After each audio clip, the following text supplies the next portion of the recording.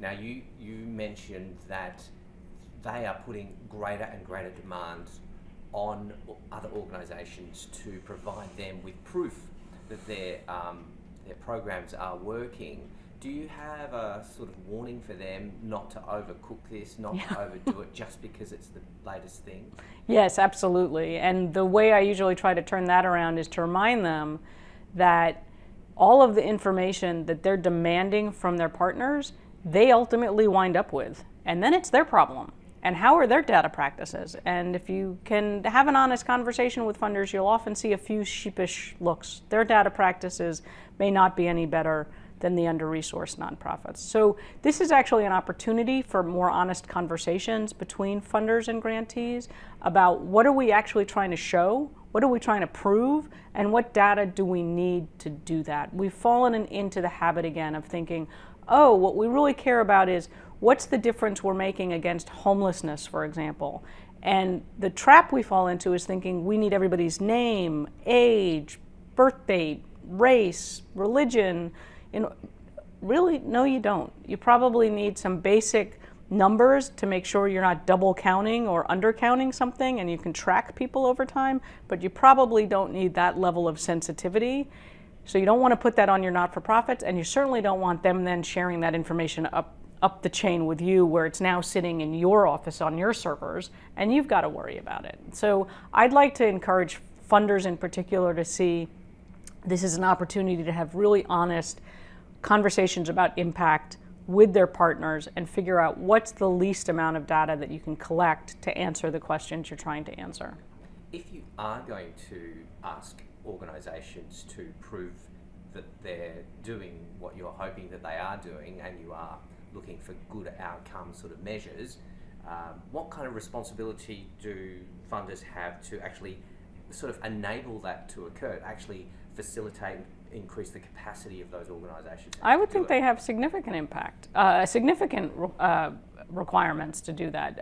Organizations, not-for-profit organizations, are mission-driven, and most of them are really focused on creating what they're trying to create and doing the work they're trying to do. But what the information they may need to know their own progress should be the information that the funder can then figure out how to use to prove their own impact. So that, again, it's a conversation. The worst situation is probably the most common situation, in which you've got an organization that's doing good work, it's collecting certain amounts of data, certain kinds of data in order to run its operation and make sure it can keep the lights on and keep the services flowing. And then you get these funders coming in from the side saying, no, we want this. And then funder B says, no, we want this. And then funder C. And then what you've done is created a situation where the organization is distracted from doing its work. It's distracted from the data it actually needs to do its work.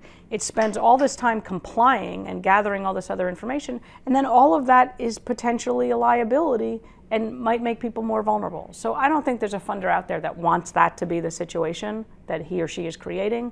Let's figure out how to have those conversations and change that. But surely there's a path that is going to benefit both the funder and the organisation to achieve both of their missions, and so where does that occur? Let me tell you a story that exemplifies what's possible.